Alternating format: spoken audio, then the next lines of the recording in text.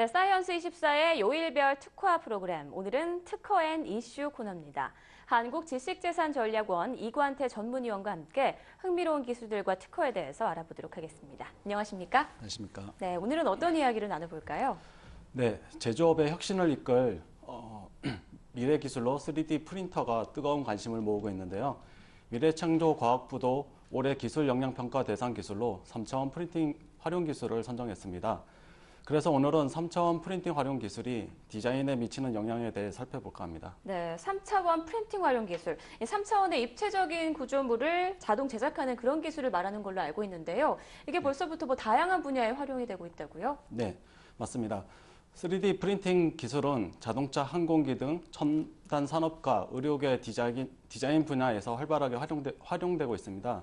이미 미국 보잉 항공사는 300여 개의 부품을 3D 프린터로 생산하고 있고요. 치과와 병원에서도 3D 프린터를 이용한 임플란트, 의수나 의족을 제작하고 있습니다. 최근 3D 프린터를 이용해서 스마트폰 케이스나 간단한 액세서리, 장난감 등 디자인 소품 제작에 쓰는 개인 사업자도 생겨났는데요. 앞으로 더 많은 분야에서 3차원 프린팅 기술이 활용되리라 전망됩니다. 네, 장난감에서부터 자동차, 항공기까지 정말 다방면에 활용이 되겠군요, 앞으로도요. 네네. 그렇다면 이 3D 프린팅 활용 기술이 디자인에 어떤 영향을 미쳤는지 구체적인 사례를 좀 말씀해 주시죠. 네, 대표적인 사례로 나이키를 들 수 있습니다. 나이키는 축구화의 바닥면을 3D 프린팅을 통하여 제작해 제작 기간을 단축했고 사용되는 재료들만으로도 수일 후에 제품의 완성도를 확인해 볼 수 있는 일이 가능하게 되었습니다. 또한 2011년 스페인에서 설립된 쿠리코드라는 디자인 회사는 아이들 그림을 피규어로 제작하는 혁신적인 서비스를 제시하고 있고요. 이 외에도 카메라, 자전거, 비행기 등 다양한 제품이 3D 프린터로 제작되고 있습니다. 흥미로운 것은 네덜란드 건축가들이 세계에서 처음으로 3D 프린터로 건물을 찍어내겠다는 계획을 추진하고 있는데요. 보시는 이미지는 네덜란드 건축가들이 내년까지 3D 프린터로 찍어낼 메비우스 띠처럼 생긴 2층짜리 건물입니다. 네. 네, 이와 같이 3D 프린팅 기술은 단순히 생산 공정이나 시간을 단축하는 것뿐만 아니라 전자상거래처럼 디자인, 제조, 판매, 유통 과정을 바꾸고 있는데요.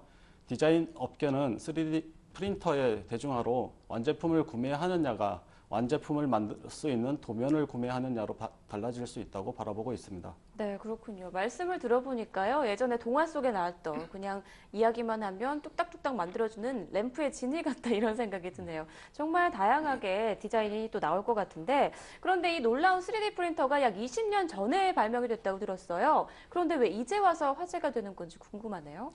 네, 20년이라는 숫자는 특허의 유효 기간을 의미합니다. 3D 프린터 기술은 3D 시스템즈의 찰스 훌 씨가 1986년 후반에 출원한 특허가 기원이며 더 중요한 표준 특허도 1990년 전후에 출원되었는데요. 3D 시스템즈는 해당 분야의 특허를 가장 많이 가지고 있었고 타사에 대해서 자주 특허 침해 소송을 걸었기 때문에 타사에서 소송을 당했을 경우에 부담이 매우 컸습니다. 그래서 그동안은 신규 진입이 쉽지가 않았는데요. 20년이 지나 3D 프린터 기술의 다양한 표준 특허 기간이 만료되어서 이제는 특허 침해에 개의치 않고 3D 프린터를 제조할 수 있게 된 것이죠. 이것이 요즘 불고 있는 3D 프린터 붐의 배경입니다. 그러니까 어떻게 보면 이 특허가 기술 발전은 저해하는 요소가 되기도 하는군요. 네네. 그렇습니다. 이 두 가지는 빙산의 일각에 불과합니다. 특허가 족쇄가 되는 바람에 유익한 기술이 제품화되지 못하거나 라이센스 의료 부담 때문에 비싼 제품에만 사용되다가 특허 유효 기간 종료와 함께 시장이 확산되는 경우가 적지 않죠. 네. 그럼 과거 20년이 지난 특허를 기술화하는 방법도 좋은 방법이 될 수도 있겠군요. 네네. 그렇습니다. 5년 후에 화제가 될 기술을 예측하려면 최신 기술에 관심 두는 것도 한 가지 방법이라고 할 수 있겠습니다만 오히려 과거의 특허 때문에 시장이 확산되지 않은 기술을 찾는 것도 좋은 방법이라고 볼 수 있습니다. 흔히 거인의 어깨에 올라서라라는 말이 있습니다. 최신 기술을 예측한다는 관점에서 과거의 특허를 조사 분석해 보는 것이 좋겠지요. 실제로 새로운 기술에 대한 힌트는 과거에서 기반한 경우가 많습니다. 네, 그렇군요. 권리기간이 만료된 특허도 중요한 가치가 될 수 있다는 말씀이 참 마음에 와닿았습니다. 그럼 여기서 잠깐 이번 주 어떤 특허 뉴스가 있는지 살펴보고 계속 이야기 이어가도록 하죠.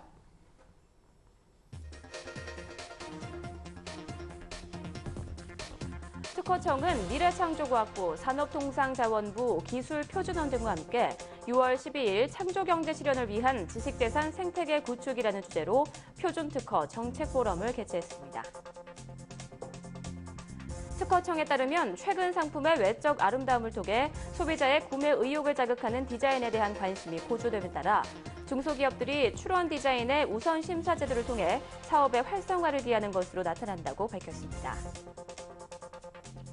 특허청은 미국 실리콘밸리에서 개최된 특허 정상회의에서 기업과 일반 대중이 세계 특허 정보에 손쉽게 접근할 수 있는 특허 정보 빅데이터 체제를 구축하기로 합의했다고 밝혔습니다. 네, 이렇게 한 주간의 특허 이슈들을 살펴봤는데요. 이 중에서 특히 주목해 볼 만한 뉴스는 어떤 걸까요? 네, 기업 및 기관들이 올해 정보기술 분야의 최대 이슈 가운데 하나로 뽑은 빅데이터 사업이 활발해지면서 관련 특허도 쏟아지고 있는데요. 이에 대해서 구체적으로 살펴보고자 합니다. 네, 새로운 가능성을 여는 아주 중요한 기술로 지목된 빅데이터 기술, 아주 다양한 분야에서 활용이 가능하죠? 네, 맞습니다. 하지만 아직은 일부분에 국한되어 사용되고 있고요. 그 비용도 만만치 않습니다. 주로 제조, 유통, 금융 등에서 시행되고 있는데요. 그 예로 서울시에서는 교통카드 데이터를 빅데이터 사례로 분석해 교통카드 이용자에 대한 사채원적 연계 분석 결과를 발표한다고 합니다. 이러한 빅데이터 분석이 숨겨진 고객 가치 발굴 혹은 미래 예측 차원에서 활용된다면 창의적인 디자인 개발이 이루어지리라 기대됩니다만 빠르게 확산되고 있지 않아 싶습니다. 네, 생각보다는 빠르게 확산이 되지 않고 있군요. 네네. 그럼 이 빅데이터를 디자인 개발에 활용한다 말씀이신가요? 네, 오늘날 디자인은 단순히 겉모양을 아름답게 치장하는 화장술이 아니라 문제를 원천적으로 해결하고 새로운 무언가를 창조하는 혁신의 도구입니다. 따라서 비정형화된 소비자의 욕구를 디자인하는 툴인 빅데이터 기술이 활용된다면 혁신적인 디자인 개발과 직관과 합리적인 사고를 융합해 창의적인 디자인 솔루션을 구축할 수 있습니다. 네, 그렇군요. 빅데이터를 활용한 디자인 개발 또 기대해 보겠습니다. 그럼 다음으로 특허에 대해서도 좀 알아보죠. 빅데이터 관련해서는 어떤 특허들이 있나요? 네, 빅데이터 관련 특허를 보면 자연 언어 처리 기술, 인터넷 콘텐츠에 대한 관심도 표시 방법, 상대방의 감정 상태를 알려주는 서비스인 감정 분석 모델 등이 있습니다. 애트리에서는 관심사나 선호도를 분석해 이와 관련한 TV 프로그램 등 콘텐츠를 제공하는 원리로 특허를 취득하여 연내 상용화를 앞두고 있습니다. IT 업계에서 특허와 빅데이터의 중요성이 커지는 가운데 특허 취득 여부는 관련 서비스에 대한 객관적 판단의 척도 중 하나가 되고 있습니다. 네, 그럼 빅데이터와 관련한 특허 동향은 지금 어떻습니까? 네, 특허청에 따르면 빅데이터를 주제로 출연된 특허는 현재 약 3,000개 이상입니다. 네. 최근 페이스북, 트위터 등 SNS의 확산으로 각광받는 소셜 분석 관련 출원된 특허도 900건이 넘고 있습니다. 빅데이터에 대해 정부, 공공, 기업들의 사업이 급격하게 증가하고 있어 향후에도 지속적으로 증가할 가능성이 높습니다. 네. 새로운 경쟁력을 창출시키는 혁신 아이콘, 이 빅데이터 기술까지 알아봤는데요. 산업 전 분야에서 이 빅데이터의 도입과 활용으로 새로운 혁신 가치를 창출하는 패러다임으로 자리 잡길 또 기대해 보겠습니다. 오늘도 좋은 정보도 고맙습니다.